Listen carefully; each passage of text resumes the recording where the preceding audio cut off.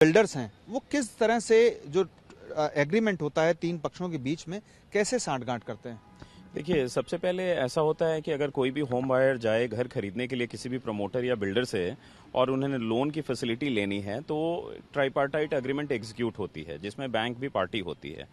अब यहाँ पे सुप्रीम कोर्ट ने जो तीखी टिप्पणी दी है, उनका टिप्पणी करने का उद्देश्य असलता ये था कि ऐसे बिल्डर्स जिन्होंने अभी तक फ्लैट्स बनाए नहीं, प्रोजेक्ट को डेवलप किया नहीं और बैंकों ने सारे के सारे पैसे रिलीज कर दिए जो भी डेवलपर और प्रमोटर्स हैं। अब आप ये देखेंगे स्पेशली नॉर्थ इंडिया में, नोएडा में, गुड़गांव में, ग्रेटर नोएडा में बहुत सारे बिल्डर्स इंसॉल्वेंट भी हो गए। सो कुल मिला के बात ये हुई कि घर नहीं बना, हमने ट्राइपार्टाइट एग्रीमेंट एग्जीक्यूट कर दिया, होम बायर लोन पे कर रहे हैं आज के भी दिन में और बिल्डर इंसॉल्वेंट हो गया। सो बिल्डर के पास ना घर है और वो ईएमआई दिए जा रहे हैं। सो कोर्ट का बेसिक ये एक रवैया रहा कि आखिर बैंकों ने जो कर्ज दिया, जो ईएमआई का हिस्सा दिया प्रमोटर को, वो क्यों दिया जब घर नहीं बना? क्योंकि कंस्ट्रक्शन लिंक्ड प्लान में मुख्यतः इस टाइप के एग्रीमेंट्स एग्जीक्यूट होते हैं। सो कोर्ट ने मुख्यतः ये बात कही कि सीबीआई इन्वेस्टिगेशन ही इस चीज को सामने ला पाएगी कि क्या बैंक के ऑफिसर्स या बैंक के लोग इन्वॉल्व थे इसमें और इस तरीके से पैसे को क्यों रिलीज किया गया, जो बहुत ही अच्छी कदम है सुप्रीम कोर्ट द्वारा। और मुझे ये उम्मीद है कि इससे बायर्स, होम बायर्स के बीच में बहुत अच्छा एक पॉजिटिव उनमें एक एलिमेंट जाएगा और शायद जो गलत चीजें हुई हैं बैंकों द्वारा में भी वो सामने आएंगी। मैं आपसे ये भी जानना चाहूंगा, चूंकि आप इंसॉल्वेंसी के बहुत सारे केसेस देखते हैं और खास तौर पर बिल्डर्स और बायर्स के बीच में जो एग्रीमेंट होता है जिसमें बैंक भी कहीं ना कहीं इन्वॉल्व होता है और उसको ये शायद यही वजह है कि तीन पक्षों वाला एग्रीमेंट कहा जाता है। तो इस एग्रीमेंट में क्या ये तय किया जाता है कि जैसे एक माला बनेगा तो उस हिसाब से किस्त ली जाएगी और या बैंक रिलीज करेगा जो फंड बिल्डर को, वो उस तरह से रिलीज करेगा? आखिर ये एग्रीमेंट क्या है? देखिए, एक्चुअली वो बायर को ऑप्ट करना होता है। जो होम बायर है वो ऑप्ट करेगा कि वो डाउन पेमेंट प्लान है या कंस्ट्रक्शन लिंक पेमेंट प्लान है। नॉर्मली हमारे देश में जनरली होम बायर्स जो मध्यम वर्गीय परिवार से होते हैं वो डाउन पेमेंट प्लान नहीं करते हैं, स्पेशली वैसे प्रोजेक्ट में जहां की प्रोजेक्ट की नींव अभी रखी जा रही है या रखने वाले हैं बिल्डर्स। सो बेसिकली मुख्यतः ज्यादातर लोग कंस्ट्रक्शन लिंक पेमेंट प्लान में होते हैं जिसमें शेड्यूल होता है कि 10%, बस एक उदाहरण स्वरूप मैं बता रहा हूं, जैसे 10% आपने दिया जब बुकिंग करी, फिर उसके बाद 10% आपने दिया जब fourth floor of the slab construct हो गए। सो उसी तरीके से जैसे जैसे कंस्ट्रक्शन बढ़ेगी पैसे दिए जाएंगे। लेकिन यहाँ पे बात ये आती है, प्रॉब्लम ये है मुख्यतः कि कंस्ट्रक्शन हो नहीं रही है, कंस्ट्रक्शन हुई नहीं, बिल्डर इंसॉल्वेंट हो गया, फ्लैट का मिलने का कोई नामो निशान नहीं है होम बायर्स को और पैसे सारे चले गए बैंक द्वारा। और अल्टीमेटली होम बायर्स तो दो तरफ से पिस रहे हैं इसमें कि उन्हें ना ही घर मिला और वो ईएमआई दिए जा रहे हैं। और इसी वजह से सुप्रीम कोर्ट ने, ऑनरेबल जस्टिस सूर्यकांत साहब की बेंच ने बहुत सारे बैंक्स को ये कहा था कि इन केसेस में आप होम बायर्स के खिलाफ एक्शन नहीं लेंगे, कोर्सिव एक्शन नहीं लेंगे, आप डीआरटी नहीं जाएंगे, उनके लोन अकाउंट्स को डिफॉल्ट नहीं घोषित करेंगे, क्योंकि उसकी वजह से उन्हें बहुत सारी प्रॉब्लम्स होती हैं। सो आई थिंक सुप्रीम कोर्ट का जो इंटरवेंशन है बहुत ही जायज है और इससे बहुत सारे लोगों को लाभ मिल रहा है। शायद इस इन्वेस्टिगेशन, अगर कोर्ट ऑर्डर ऐसा करती है तो बहुत सारी चीजें जो होम बायर्स को नहीं पता चल पाती हैं इन जनरल और जो अथॉरिटीज का, बैंक्स का मिलीभगत होता है, वो शायद सामने आएंगी। क्योंकि एक यहाँ पे मुख्य बात ये भी होती है कि जैसे आप उदाहरण स्वरूप आप नोएडा की बात करें, सो नोएडा भी सबसे पहले जमीन लीज पे देता है बिल्डर को, और अगर बिल्डर ने लीज रेंट नहीं दिया, जो कि लीज रेंट ड्यू वाला भी एक बहुत बड़ा प्रॉब्लम है जिसकी वजह से नोएडा, ग्रेटर नोएडा में फ्लैटों की रजिस्ट्रियां नहीं हो पा रही हैं। सो नोएडा अथॉरिटी या जो भी अथॉरिटी जिसने भी लीज एग्रीमेंट किया, उसने उस एग्रीमेंट को कैंसिल क्यों नहीं किया? बिल्डर्स के जो भी कंस्ट्रक्टेड फ्लैट्स हैं उसको अटैच करके बेचा क्यों नहीं? जो भी पैसे ड्यू हैं लीज रेंट के, वो उनसे उगाही क्यों नहीं करी गई उनके अपने बायलॉज, उनके एक्ट के तहत? और अल्टीमेटली बायर्स के फ्लैट्स की रजिस्ट्रियां नहीं हो पा रही हैं। वैसे भी बहुत सारे केसेस हैं लोटस 3Cs के, जिसमें माननीय चीफ जस्टिस ऑफ इंडिया की बेंच ने इंटरवेंशन करा और बाद में उनके फ्लैट्स की रजिस्ट्री अब शुरू हो गई हैं, क्योंकि वो सारे बिल्डर्स इंसॉल्वेंट हो जाते हैं। इनफैक्ट सुप्रीम कोर्ट ने अभी रिसेंटली ये भी कहा कि ये सारे ट्रांजैक्शंस को देख के ऐसा लगता है कि बिल्डर्स जानबूझ के इंसॉल्वेंट हो जाते हैं। सारे पैसे ले लिए होम बायर्स से, बैंकों से पैसे ले लिए और बाद में इंसॉल्वेंट हो गए, so that they are not within the purview of the law of the land. क्योंकि मैं आपसे ये जानना चाहूंगा कि इंसॉल्वेंट होने का प्रोसेस क्या है, आखिर कैसे उनको ये राहत मिल जाती है, जबकि वो एक प्रोजेक्ट शुरू कर चुके होते हैं, उसके एवज में पैसा भी उठा चुके होते हैं, और दूसरी तरफ जो बायर है उसकी वो अपनी ईएमआई तक भी पे कर रहा है और उसे कुछ मिलने वाला भी नहीं है। देखिए, इंसॉल्वेंसी में सबसे बड़ी चीज़ ये है कि जो भी फाइनेंशियल क्रेडिटर हैं, जैसे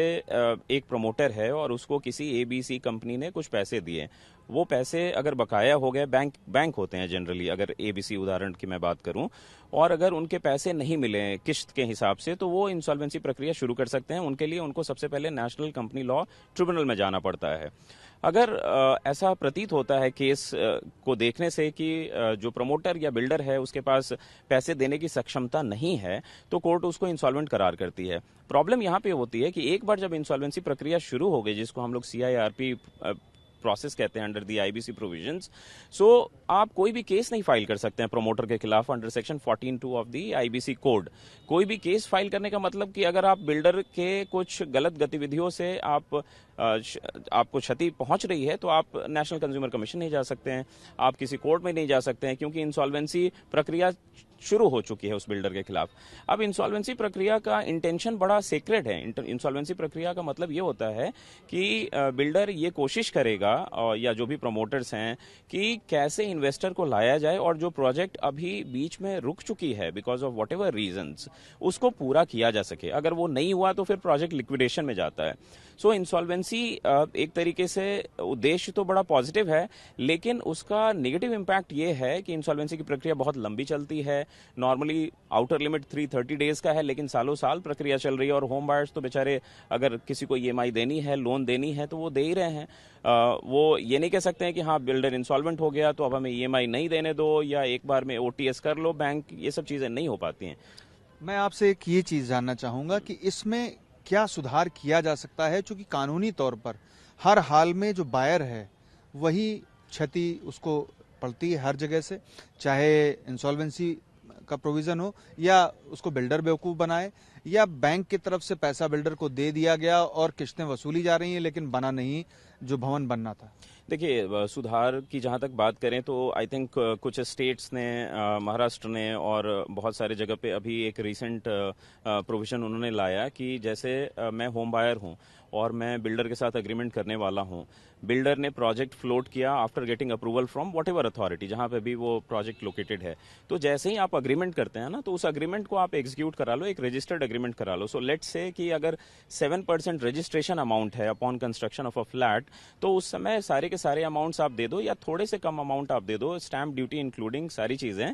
ताकि अगर प्रोजेक्ट का flat during the process of construction ही अगर बिक गया और रजिस्ट्री हो गई है, रजिस्ट्री उस अग्रीमेंट की हो गई है, सो उससे बहुत सारे फायदे होंगे कि बिल्डर उस फ्लैट को दोबारा नहीं बेच पाएगा, क्योंकि ये सारी भी चीजें होती हैं कि एक फ्लैट्स को मल्टीपल लोगों को बेच देते हैं क्योंकि उसकी प्रॉपर लेखा जोखी नहीं होती अथॉरिटीज में भी। और दूसरा ये फायदा होगा कि जब रजिस्ट्रेशन का टाइम आएगा तो आपको मशक्कत ज्यादा नहीं करनी पड़ेगी जो अभी बायर्स को करना पड़ता है। दूसरा, नोएडा अथॉरिटी ने आई थिंक 2-3 साल पहले ये नियम लेके आए कि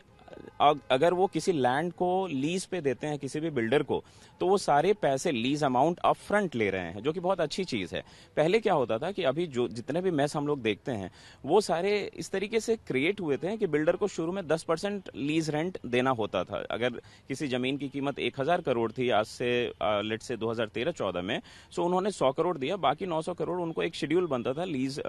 डीड में, और वो बिल्डर कभी पालन नहीं करते थे उस चीज का। तो अथॉरिटी को कायदे से अगर पहला ड्यू हुआ, फर्स्ट इंस्टॉलमेंट ड्यू हुआ, तो नोटिस देना चाहिए था बिल्डर को, लीज जो डीड एग्जीक्यूट हुआ उसको कैंसिल करना चाहिए था। वो चीज नहीं किया अथॉरिटी ने, और होम बायर्स को तो पता नहीं है कि बिल्डर, प्रमोटर और अथॉरिटी के बीच में क्या साठगांठ चल रही है। Home buyers being an innocent citizen, innocent buyer, वो तो घर खरीद लेता है, और आज के दिन में ये स्थिति हो गई है कि बिल्डर्स इंसॉल्वेंट हो गए हैं, घर बने नहीं, जहां घर बन भी गए हैं वहां रजिस्ट्रियां नहीं हो पा रही हैं, अगर रजिस्ट्रियां नहीं हो रही हैं तो एमिनिटीज कंप्लीट नहीं है, और प्रोजेक्ट्स इंसॉल्वेंट हैं, तो होम बायर्स के पास बड़ा लिमिटेड रेमेडी है। यानी कि जो कानून है उसमें सुधार की जरूरत है, प्रक्रिया में जो खामियां हैं, जो लूप होल्स हैं, उनको ठीक करने की जरूरत है, और जो राज्य सरकारें हैं।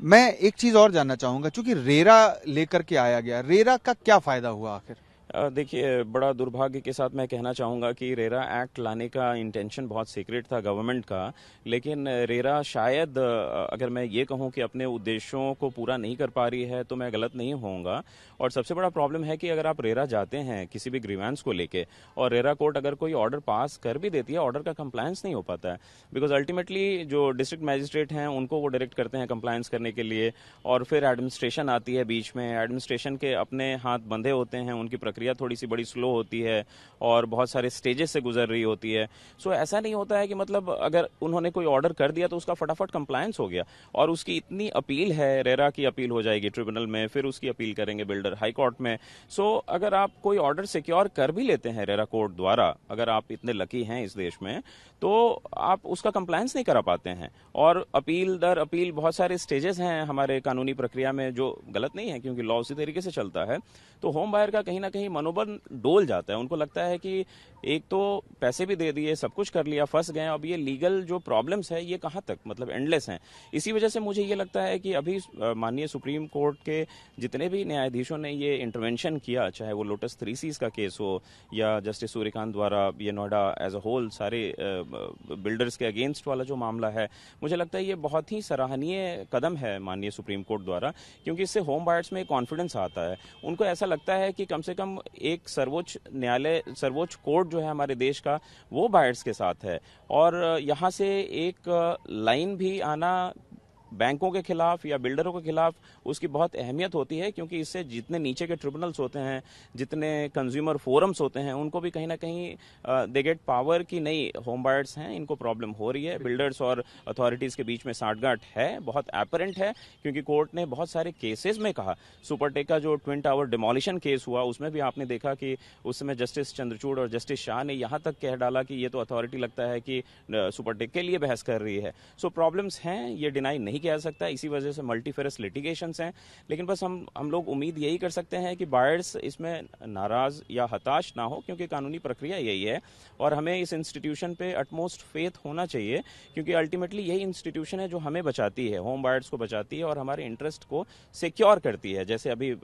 सुप्रीम कोर्ट ने किया भी है रिसेंटली। नो डाउट जो सिस्टम है वो थोड़ा सा डिलेड है और सुधार की गुंजाइश है, लेकिन इट डजंट मीन कि अगर हम प्रॉपर तरीके से चलें और कोर्ट अच्छे समय पे जाएं तो हमें न्याय नहीं मिलेगी, न्याय जरूर मिलेगी। एक अंतिम सवाल आपसे है कि चूंकि सुप्रीम कोर्ट इसमें सीबीआई को इन्वॉल्व कर रही है और ये उम्मीद भी है कि सीबीआई कहीं ना कहीं ये मिली भगत का जो मसला है उसका हल निकालेगी, लेकिन ये मामला क्या सिर्फ ग्रेटर नोएडा, नोएडा तक सीमित है और क्या ऐसे और देश भर में मामले नहीं होंगे? और क्या सीबीआई की जांच में जो सामने आएगा उसके बाद सुप्रीम कोर्ट आगे कोई कदम बढ़ा सकता है, कोई गाइडलाइंस फ्रेम कर सकता है?